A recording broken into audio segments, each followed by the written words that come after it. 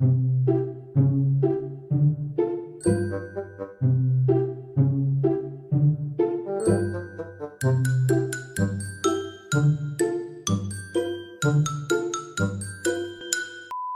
vais essayer de m'appliquer, hein.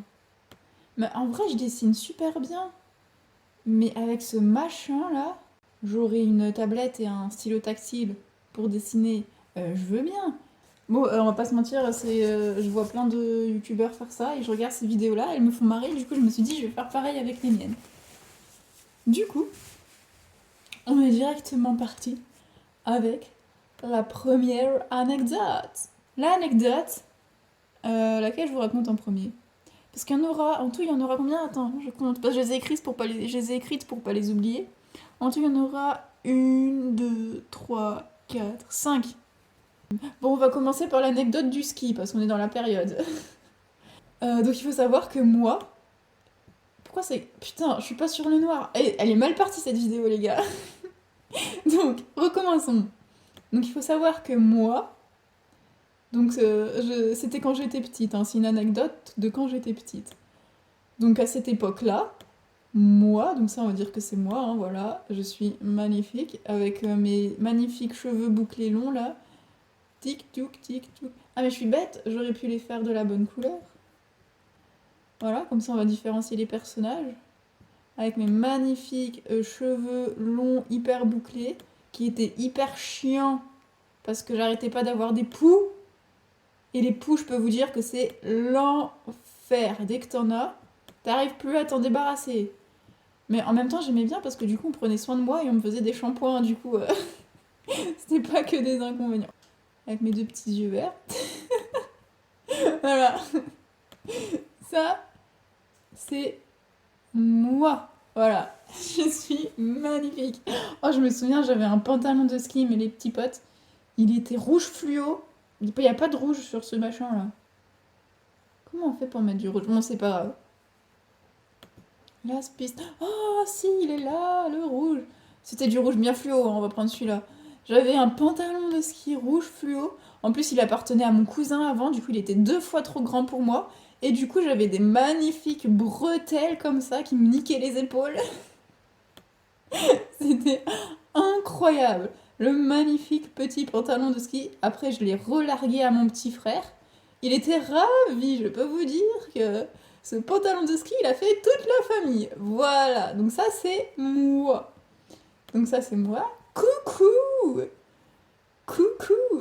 Hey. Donc moi j'étais trop hypée d'aller au ski. J'étais vraiment... j'ai été hypée de chez hypée. Donc ça c'est moi. Donc moi là je suis toute contente. Après, donc c'est ce jour-là, mon frère il était pas... Enfin si, il y avait mon frère qui était né. Mais il devait être trop petit pour faire du ski. Non, mon frère, il devait être dans les bras de ma mère, parce que ma mère, elle skie plus. Ça l'a fait trop flipper. Du coup, elle s'occupait de mon petit frère. Et du coup, voilà, mon petit frère, il était pas dans l'histoire. Lui, il nous regardait skier. Enfin, il nous regardait skier. Il dormait, quoi, parce qu'il devait avoir quoi, 2 ans? Même pas. Du coup, il faisait que de dormir. Voilà. Donc, moi, dans l'histoire, il y a moi. J'étais la plus petite, hein, du coup. Il y a... Oh, je t'ai fait une magnifique tête. Il y a un de mes grands cousins. Tac, tac, tac. Il a la peau café au lait. On dirait que je lui étale de la merde sur le visage. On dirait que je lui étale de la merde. Oh, je m'excuse d'avance. On va l'appeler R parce que l'initiale de son prénom c'est R. C'est le cousin numéro 1. Donc voilà, avec ses 2 yeux. Avec ses 2 yeux, sa petite bouche. Voilà, magnifique. Par contre, je le laisse à poil parce que je me souviens plus comment ils étaient habillés. Les autres, je me souviens juste que j'avais un énorme pantalon de ski rouge fluo. Ah, mais en plus, oh, je me souviens, j'avais pas que ça. J'avais aussi la super grosse veste orange, là, comme ça. Elle était énorme, cette veste, je te jure. J'avais pas froid avec, hein. Ne t'inquiète pas qu'avec, j'étais bien au chaud. Je ne sentais pas le froid. C'est comme si j'étais invincible. Je pourrais aller au pôle Nord, au Canada, où tu veux avec. Je ne sentais pas le froid. C'était un gilet pare-balles, en fait, cette veste. Et le pire, c'est qu'avant, cette veste, elle appartenait à R. Et il me l'a refilé, du coup, lui, bah, il est content, hein. Parce qu'il a plus à la porter, parce que soi-disant qu'elle était trop petite, ouais, mon œil, c'est juste qu'il voulait me la refiler. Bref, voilà. Donc ça, c'est ma petite veste magnifique, orange, qui cachait mes jolies bretelles, qui me niquait les épaules, hein, je le rappelle encore une fois. Il y avait la grande sœur de R, donc qui est aussi ma cousine. Hein, donc j'étais avec mes grands cousins en fait. Hein, donc elle aussi, elle est café au lait. Vous l'aurez bien deviné. Mais je t'étale aussi de la merde sur le visage. J'espère que tu es ravie. J'ai un peu débordé, mais bon, c'est pas. Attends, pour les différencier, je vais leur faire des cheveux parce que ça c'est elle. Parce que l'initiale de son prénom c'est elle. Donc voilà. Je vais leur faire des petits cheveux. Donc ils ont des magnifiques boucles. Vous savez, les boucles des petits Renois là. Trop, trop douces là, comme ça. Donc R. Voilà, ça c'est mon cousin. Et ça c'est ma cousine. Voilà, donc elle c'est pareil, sauf qu'elle a les cheveux longs. Voilà, mes deux cousins. Et il y avait le plus grand de mes cousins. C'est vraiment incroyable. Voilà, donc lui il était plutôt... il avait une couleur de cheveux... Oh non, ça c'est vert cacadois. plutôt clair comme ça. C'est un mélange de blond et de... Oh, il va être dégueulasse. Je suis vraiment désolée. Je suis vraiment désolée pour lui. Oh, voilà, magnifiques cheveux. Au pire, pourquoi je m'embête à lui faire des cheveux? On va lui faire un gros bonnet rouge. Voilà, il a un bonnet rouge. J'étais avec ces trois personnes-là. Et il y avait mon père aussi, accessoirement. Donc lui, c'est J. Voilà, R, L, J et moi.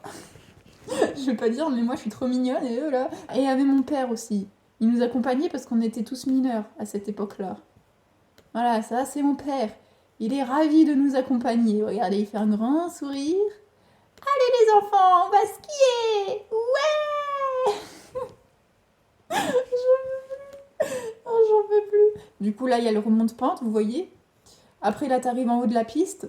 Et là, comme ça, hop, c'est en pente, hein. Je fais pas le relief, mais vous comprendrez. Et là, tu vois, il y a les skieurs, ils descendent comme ça, là. Et là, t'as le remonte-pente pour monter la piste. Enfin, logique, quoi. Et là, c'était pas un remonte-pente, genre en mode tu t'assois dans un siège, t'attends et tu descends.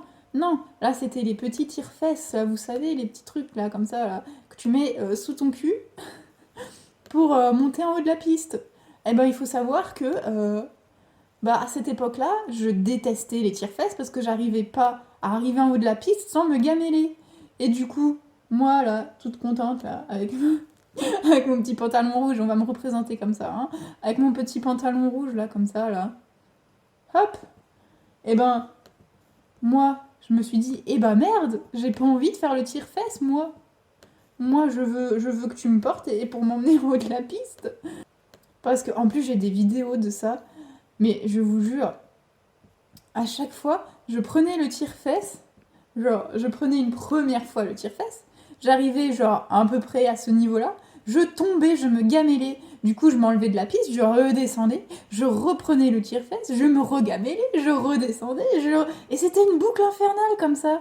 Et tu voyais à quel point j'étais à l'aise, mais c'était terrible, pauvre moi. Mais la meuf, en plus, vous savez, il y a une meuf en bas, là, ou un mec, hein, je sais pas, je dis une meuf, mais...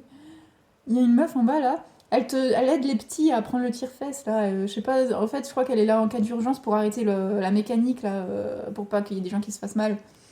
Et ben moi, elle me voyait tout le temps arriver avec mes deux petits skis là. Elle devait se dire, mais putain, elle est encore tombée cette connasse. Mais j'en ai marre de la voir. Ah mais les vidéos elles sont trop marrantes.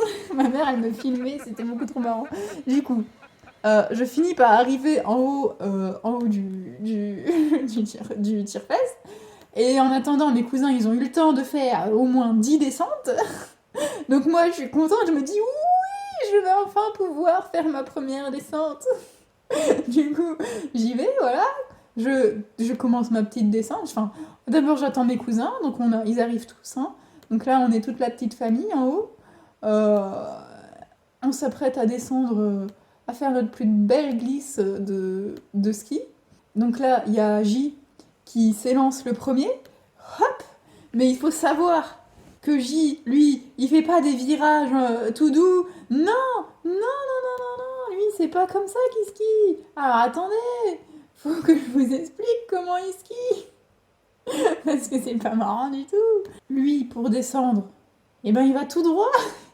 Il prend le plus de vitesse possible et puis arrivé en bas, il fait un dérapage comme ça pour s'arrêter. C'est la pire façon de skier au monde, les gars. Et hop là, après il s'arrête et il fait yeah, trop la classe. Du coup, après, il y a le deuxième là, R.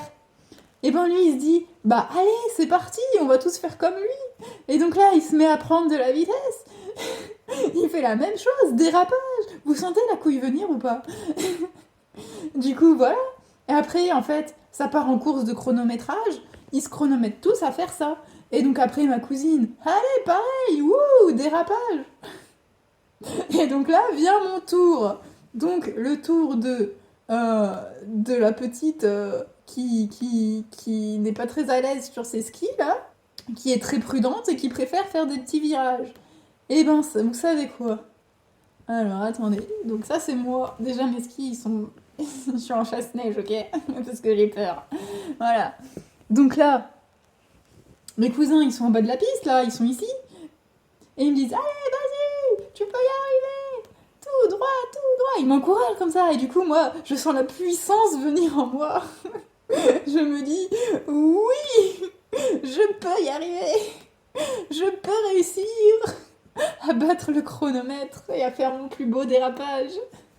Et donc là, je suis remplie d'une puissante aura et je me dis oui, je vais y arriver. Et du coup, je m'élance, je commence à prendre mon élan. Je commence, là, j'étais en train de faire mes petits virages, à me dégonfler, et là, d'un coup, je me mets à aller tout droit comme ça. Et au moment de faire le dérapage, donc là, je me retrouve nez avec un panneau, un immense panneau. Vous savez, en bas des pistes, là, il y a des gros panneaux comme ça. Et dessus, c'est écrit « Attention !» en gros, en toutes les langues. C'est écrit « Attention !» en gros. En mode « Attention, ralentissez parce que vous êtes au bout de la piste. Attention !» C'est écrit en allemand, c'est écrit « Warnung », c'est écrit en toutes les langues, je vous jure. En italien aussi, c'est écrit. Donc là, il y a le gros panneau « Attention !» en bas de la piste. Hop là, comme ça. Magnifique. Et là, à côté du panneau, enfin à côté, ils n'étaient pas vraiment à côté, mais presque. Là, t'as mes cousins, comme ça. Ils sont hypés par ma descente, ils sont là en mode « Ouais, vas-y, tu vas y arriver !» Wouhou. Donc eux, ils ont aussi... ils sont hypés, du coup, ils sont attirés par l'aura de puissance. Ils sont là en mode « Wouh, vas-y, tu peux le faire !» Et il faut savoir que là, derrière le panneau « Attention », il y a une terrasse, donc il y a un restaurant, comme ça, avec des gens assis. Ils sont assis comme ça en terrasse, ils boivent leur meilleur café, mais il n'y a pas qu'une personne, non, c'est bondé de monde, ok? Il y a plein de monde sur la terrasse. Et donc moi, là, comme ça, j'arrive avec mes petits skis, je m'apprête à faire mon petit dérapage, mais au lieu de faire le dérapage comme ça, et de m'arrêter devant mes cousins et de faire « Ouh, je suis trop forte !» Non, moi, je suis arrivée comme ça, j'ai fait j'ai fait un gros bordel, là, j'arrivais pas à m'arrêter, et boum, je me suis pris le panneau, je suis tombée raide, j'ai déchaussé mes skis, je suis tombée raide, j'étais KO, comme ça, voilà, très bien, ça c'est moi, je suis morte. Je suis tombée KO parce que j'arrivais pas à freiner, voilà, avec mes magnifiques cheveux qui ressemblent plus à rien du coup. Et là, il y a un grand silence sur la terrasse, il y a un immense silence, on entend les oiseaux chanter, je vous jure, c'est le silence absolu. Et là, les gens ils commencent à m'en regarder, ils se disent mais c'est qui cette folle qui vient de se suicider sur un panneau? Ils me regardent tous comme ça, et donc là t'as mes cousins, ils me regardent en mode qu'est-ce qu'elle fout celle-là? Elle est morte ou pas? Est-ce qu'on s'en est débarrassé? Donc là, il y a mon père qui arrive, il descend la piste comme ça, il descend, il arrive et il dit « Mais qu'est-ce que vous avez foutu à votre cousine?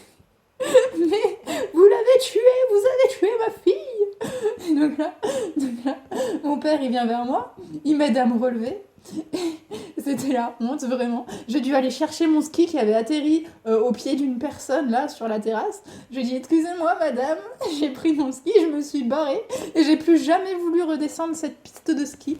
Parce que, j'avais peur de me faire juger, en fait, parce que maintenant, j'étais la connasse de la piste de ski. Mais en même temps, c'est leur faute à eux, là. C'est à cause d'eux, moi, je ne voulais pas descendre. Bref, voilà, hein, j'ai rien eu, j'ai juste eu mal au cul, hein, au coccyx, hein, comme d'hab, mais bon, voilà quoi, c'était la première anecdote, c'était l'anecdote de la loose, hein, disons-le. Mais encore heureux parce que je me suis pas fait mal, parce que ça aurait pu être bien pire que ça. Deuxième anecdote. On va raconter l'anecdote du chien de traîneau. Donc l'anecdote du chien de traîneau, elle se passe quand j'étais en CE2. Donc voilà, vous imaginez une petite fille en CE2 qui part avec sa classe en colonie, entre guillemets, parce qu'on est parti quoi? On est parti 2 semaines. Ouais, c'est ça, c'était à peu près 2 semaines. Donc moi, il faut savoir que je partais souvent en colonie dans un château. C'était le meilleur château du monde. Voilà, on partait en colonie dans un magnifique château. Ça, c'est le château. Et du coup, là, c'était l'hiver.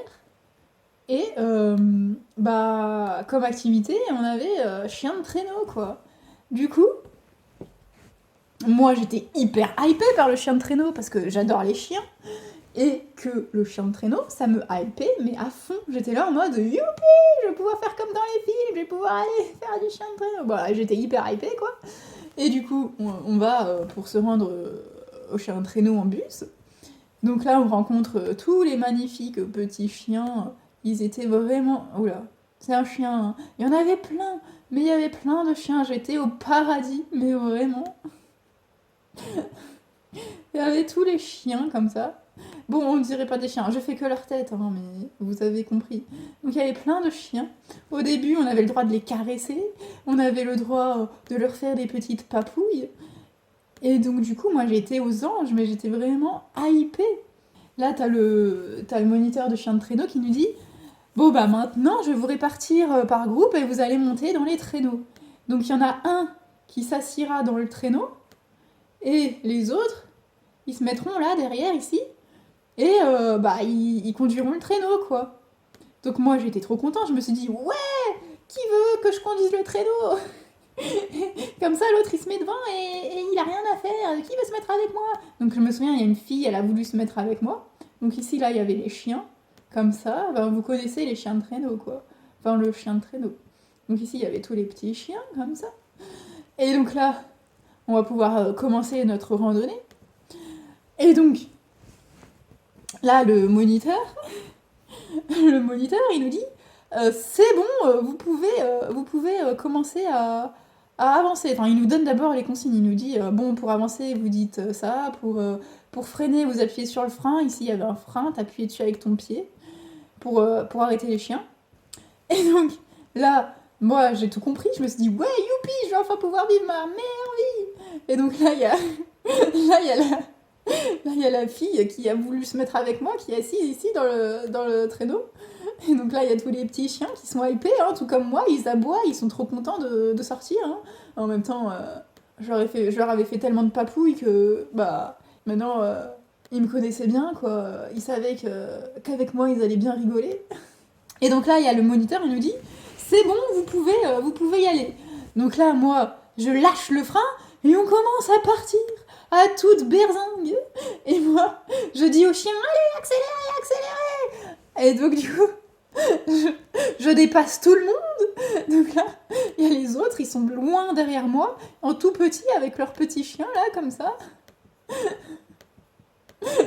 Et moi, je vais à toute berzingue avec les chiens, je vis ma meilleure vie.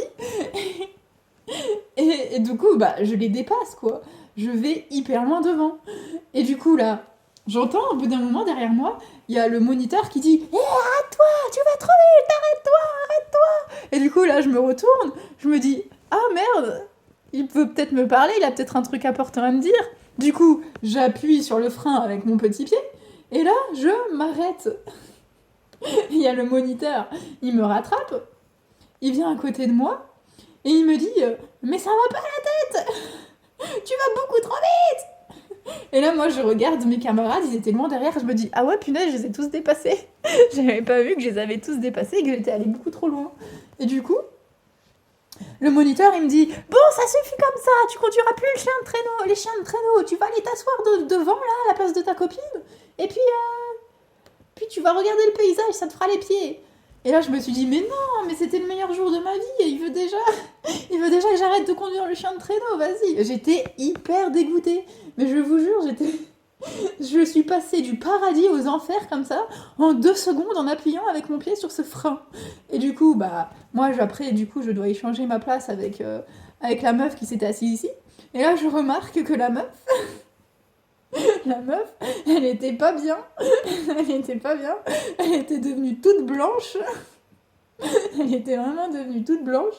Et tu voyais que, bah, elle avait envie un peu de gerber, quoi. Je dis ça, je dis rien, mais elle était vraiment pas bien, quoi. Et du coup, je me dis, ah ouais, merde, je suis peut-être allée un petit peu trop fort. Voilà. Donc du coup, résumé du truc, j'étais hypée de faire du chien de traîneau. J'ai fait du chien de traîneau pendant, ça a duré quoi, peut-être 3 minutes. Et après, bah, j'ai dû arrêter et je me suis fait punir parce que j'ai allé trop vite, soi-disant. Mais je suis désolée, mais c'est pas moi qui allais trop vite, c'est les autres qui allaient trop doucement. Moi, si je fais du chien de traîneau, c'est pour prendre de la vitesse, avoir des sensations, c'est pas pour faire une petite balade. Les chiens, ils ont envie de s'amuser aussi. Non, mais lol. Bref, après, la meuf, elle était vraiment pas bien. Par contre, je me souviens, elle était un petit peu en PLS, mais bon. Mais bon, c'est pas grave, elle s'en est vite remis. Ensuite, anecdote suivante.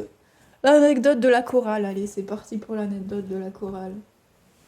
Donc, il faut savoir que quand j'étais petite, j'ai fait de la chorale. Donc, de la maternelle jusqu'au collège, j'ai fait de la chorale. J'adore les sons, en fait, et j'adorais chanter, écouter de la musique, tout ça. Tout ce qui touche au son, j'adore ça. Du coup, je faisais de la chorale. Et donc là, c'était pendant une représentation, du coup, c'était le soir de la représentation. On commence tous à monter sur scène, comme ça, vous voyez. Là, on est derrière les rideaux, hein, on voit pas le public. Donc là, on se met tous en place. Il faut savoir que moi, j'étais tout devant. Voilà, je devais être par là. Voilà, ça, c'est moi. J'étais vraiment tout devant. Parce que j'étais vraiment une star, en fait. C'est moi qui chantais le mieux. Non, je rigole. Ça, c'est moi. Donc voilà. Et il faut savoir que pour la représentation, le prof, il nous avait dit de s'habiller en noir, vous voyez. Enfin, d'avoir un haut noir, un pull noir ou un t-shirt noir, quoi. Donc les gens, ils étaient tous habillés en noir, voilà. Ils avaient tous respecté la consigne. Et moi, eh ben non, moi j'avais pas respecté la consigne. Moi j'avais un pull jaune fuchsia, bien flashy. Je voulais me prendre pour la Rosta, du coup j'avais mis le pull le plus flashy que j'avais trouvé dans mon tiroir avant de venir. Et du coup, j'étais vraiment une tache de moutarde. Et du coup, là, t'as le prof, il commence à arriver, commence à se mettre en place, vous voyez, il met sa petite chaise, il était installé juste à côté de moi avec sa guitare. Donc là, il s'assoit sur sa petite chaise, le prof, avec sa merveilleuse guitare. Voilà, pour nous accompagner. Hop, hop. Voilà, ça c'est la guitare.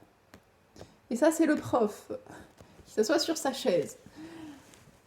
Donc là, le prof, il commence à nous motiver, il nous dit « Allez, vous allez faire du bon travail, je compte sur vous, on a bien répété, vous allez être géniaux, tout ça. » Et donc là, au bout d'un moment, il bug sur moi, il me regarde comme ça, et il me dit « Mais qu'est-ce que tu fous avec ce pull ? Pourquoi tu as ce putain de pull ?» J'avais dit en noir, c'est pas bien compliqué. T'as pas du gris ou un truc comme ça? Et moi je lui dis mais non monsieur, je suis désolée, j'avais oublié. Et là le prof il me dit mais t'es complètement conne. Le spectacle il va commencer dans même pas 2 minutes et t'es même pas en tenue. Et donc là le prof il se tourne vers les autres, il dit bon y a pas quelqu'un qui aurait un pull noir ou un t-shirt noir à lui filer pour qu'elle s'habille, quoi. Pour qu'elle ait pas ce vieux pull moutarde flashy. Pour pas qu'elle fasse tache sur la scène, quoi. Et donc là, il y a une personne Elle lève la main, elle dit si, moi j'ai un t-shirt noir. Donc là, en même temps que tout ça se passe, hein, on entend le public arriver. Donc nous là on est sur la scène, derrière les rideaux, hein, ça c'est les rideaux, nous on est derrière. Et on entend le public s'installer, il commence à y avoir du bruit dans la salle. Les gens ils commencent tous à vouloir que le spectacle commence en fait. Hein. On va pas se mentir, il devait être quoi 19h, le spectacle allait commencer quoi. Et donc là, la personne qui a levé le doigt, elle court aller chercher son t-shirt noir de rechange parce qu'elle avait tout prévu. Franchement, cette personne était la best personne du monde. Elle revient avec son pull noir. Et donc, du coup, elle me le donne comme ça. Et là, le prof, il dit vite, dépêche-toi de mettre le pull. Dépêche-toi de mettre le pull. En plus, c'était même pas un pull, c'était un t-shirt.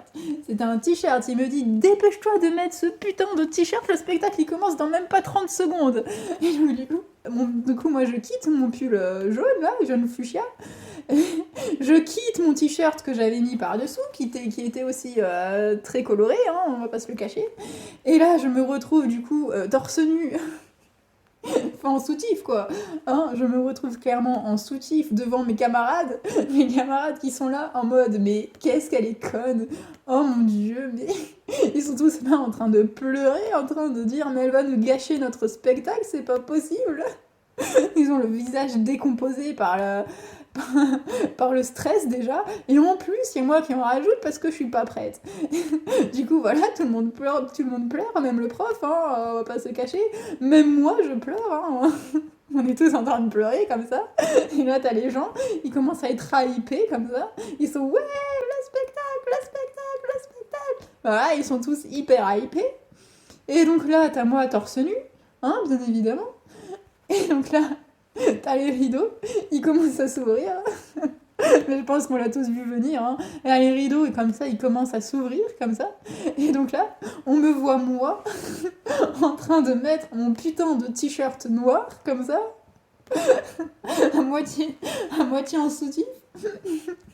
Donc au début, j'ai entendu, il y a des gens, ils ont rigolé. Mais encore, ça va, parce que ça n'a pas duré longtemps. Hein. Mais c'était vraiment la honte, Mais voilà, du coup, le spectacle a très mal commencé.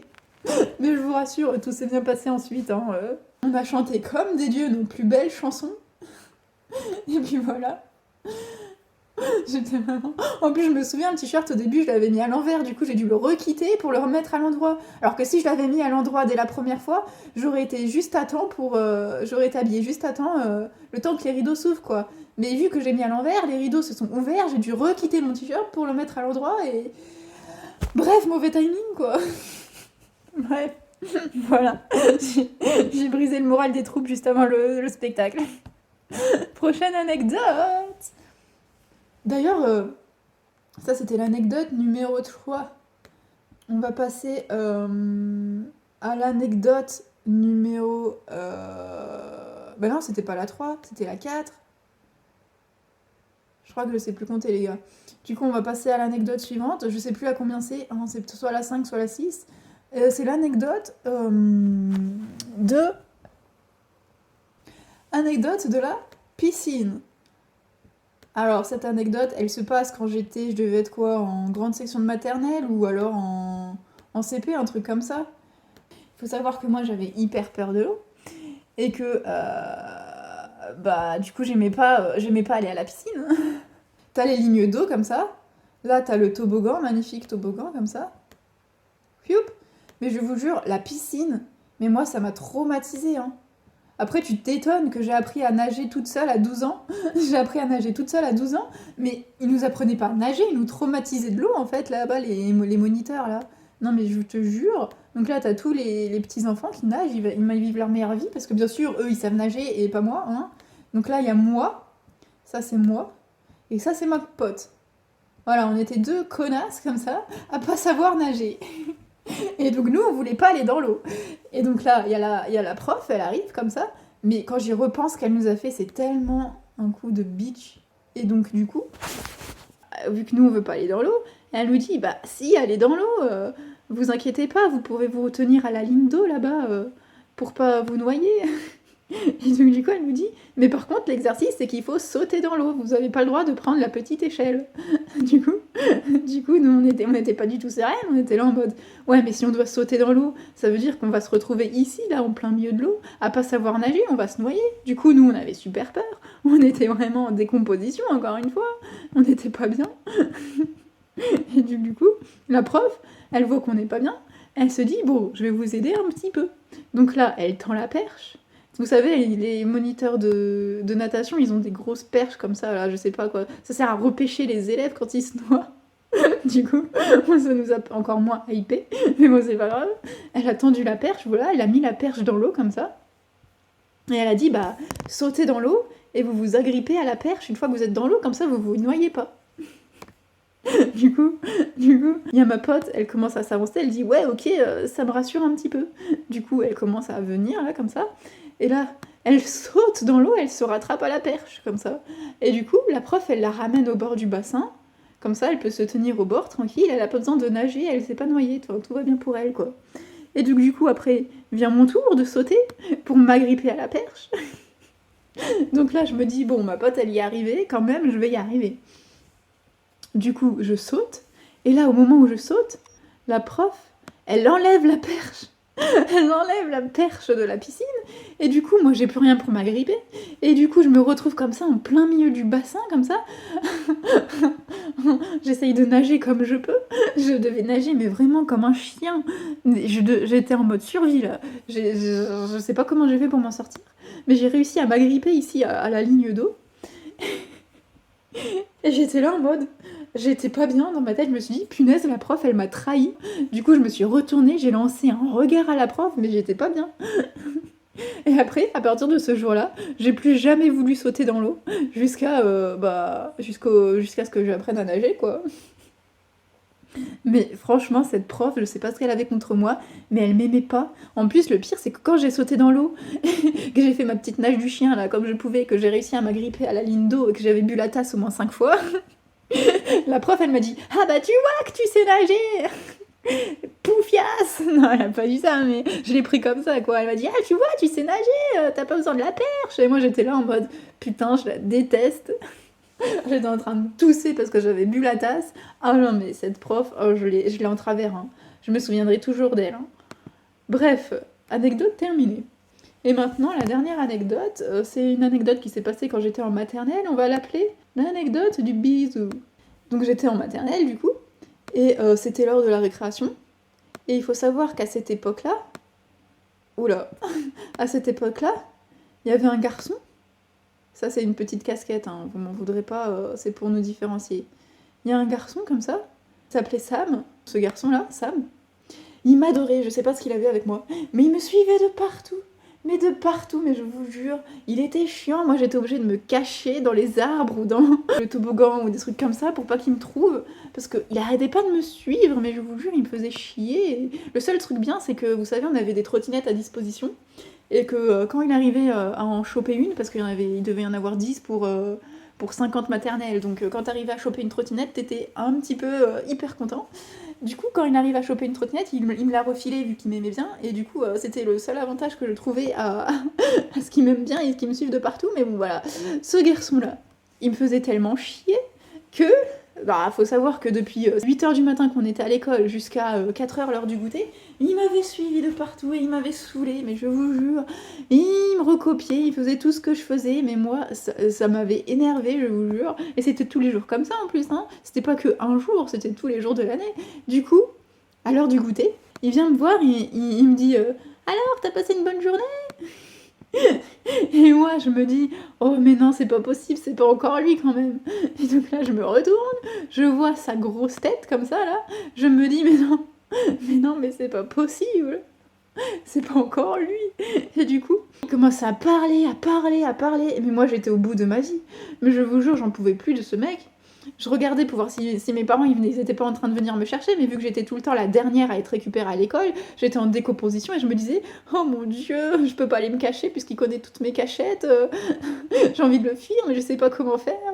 Du coup, j'avais tout essayé, hein. Je m'étais cachée dans les arbres, je m'étais cachée, on avait un petit tunnel pour jouer un petit tunnel, c'était un petit train en fait, et à l'arrière du train ça faisait une sorte de petit tunnel, et ben je m'étais déjà cachée dedans, il me retrouvait à chaque fois, j'avais fait toutes les cachettes de la cour de récréation, j'étais même allée squatter à côté des surveillantes, parce que généralement quand quelqu'un t'embête, tu vas à côté des surveillantes, comme ça le gars il t'embête plus, mais moi ça marchait pas ça, moi il continuait de me faire chier, à me parler, à me raconter sa vie là, et du coup j'en pouvais plus de ce mec, et du coup la meilleure solution que j'ai trouvée pour le faire taire, hein, tout simplement. Donc ça, c'est une idée, hein. J'ai eu une magnifique idée, voilà. Et ben c'était, je sais pas ce qui m'est passé par la tête, de l'embrasser sur la bouche, voilà. Du coup, lui, il était là en train de parler, de papoter, de raconter je ne sais quoi. Et du coup, moi, pour le faire taire, je me suis dit, go, je vais l'embrasser sur la bouche. Du coup, je l'ai embrassé sur la bouche. Je rappelle qu'on était en maternelle, hein. Je l'ai embrassé sur la bouche, et là j'ai été trop contente parce que ma technique elle avait fonctionné. Le gars, dès que j'ai fini de l'embrasser sur la bouche, il a arrêté de parler, j'avais l'impression qu'il était mort, il avait les yeux vides, il avait le regard vide, il me regardait comme ça avec ses petits yeux globuleux comme ça, il était là en mode oh oh. Voilà, ça c'est lui, en mode traumatisé. Enfin en fait, je sais pas si je l'ai traumatisé ou quoi, mais voilà, avec ses petits cheveux bouclés là. Voilà, magnifique. Donc moi j'étais trop contente parce que ma technique avait fonctionné, j'avais réussi à le faire taire. Et puis après, du coup, il m'a regardé comme ça pendant au moins, je sais pas, ça a peut-être duré 10 secondes, il m'a regardé avec ses petits yeux globuleux. Oh mon dieu, il fait peur, hein. Il m'a regardé avec ses petits yeux globuleux. Et après, il m'a fait un grand sourire. Il m'a fait un grand sourire comme ça. Ah, il fait flipper mon bonhomme. Je vous jure, il faisait pas autant flipper hein, dans la vraie vie. Il m'a fait un grand sourire et puis il est parti jouer. Il est parti jouer avec les autres garçons. Et du coup, moi j'étais trop contente. J'étais là en mode ouais, trop bien, maintenant il va me foutre la paix. Mais du coup, après, à partir de ce jour-là, il pensait que j'étais amoureuse de lui, alors qu'en fait, pas du tout. J'étais pas du tout amoureuse de lui. Moi, je voulais juste qu'il me fiche la paix. Et du coup, il continuait de me suivre, mais il me faisait un peu moins chier. Mais il continuait quand même de me suivre. Donc voilà, c'est le bisou qui a tout changé. Mais je sais pas comment cette technique est arrivée dans ma tête et à quel moment je me suis dit oui, c'est une trop bonne idée. Non mais bref, le pire parce que j'étais pas amoureuse de lui, mais je me souviens encore de la sensation. Il avait la bouche toute baveuse, mais c'était vraiment dégueulasse. Le pire premier baiser du monde, je vous jure, le pire. Donc voilà, c'était la dernière anecdote. Du coup, on se dit à plus hein, dans une prochaine vidéo et puis bah bisbalt hein.